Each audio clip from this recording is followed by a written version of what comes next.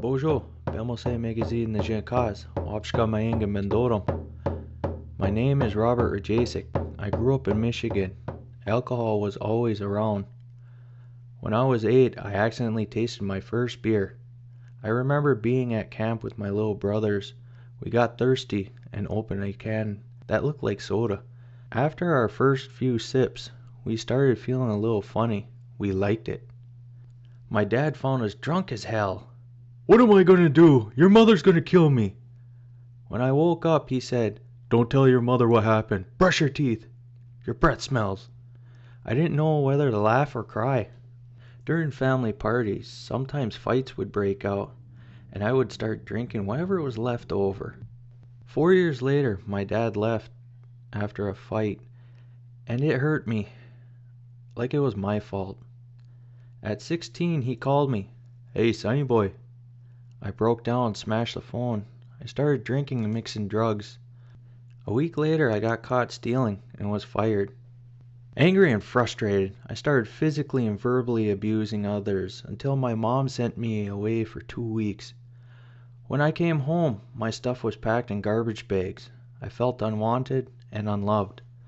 So I moved in with my sister. Something I never thought would happen did. My dad moved back. I was angry. I panicked. I ran off and got drunk. After sobering up, I talked to him. With tears in his eyes, he said, "Bobby boy, I'm sorry." We broke down and hugged each other. My addiction continued until August 23rd, 2004. I looked at myself in the mirror. I didn't recognize myself. It slowed me down, but I didn't stop till my senior year. Since I was a young boy, school has always been my safety zone. I always had good grades and excelled in sports. To graduate, I had to complete a senior project. Growing up, I danced at our summer powwows, but I knew very little. That's when the drum called me. "That's it, the drum! I'll do my project on it." I found a local medicine man who agreed to help me on one condition. He said, "This is an alcohol and drug-free drum." Okay. After school, I spent weeks looking up information and talking to my mentor.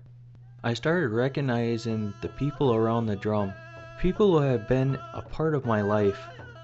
They were the ones that taught me to be Anishinaabe. I began learning songs and the rhythm of the drum. We laughed, made jokes, and enjoyed our time together. I liked it. When I introduced my senior project, my teacher had tears in her eyes. She told me, "Robert, it was beautiful to see you learn your culture and hearing your voice on the drum. It really moved me." Today I walk the red road by sitting on the drum and dancing in the circle. I married my high school sweetheart, Olivia, and we have 2 beautiful daughters. Recently I was diagnosed with bipolar. I take my meds and attend men's group. When I work with my hands, making bows, fletchings, beadwork, and even leather work, I feel at peace by talking about it and recognizing it. It helps me realize it's a part of who I am. My dream is to build an indoor archery range to teach people of all ages how to shoot. I think it helps people relax and focus on the task at hand. I know it helped me. It's okay to ask for help. We're not perfect, but we can grow one day at a time. I offer my tobacco and give thanks for one more day of sobriety. Miigwech.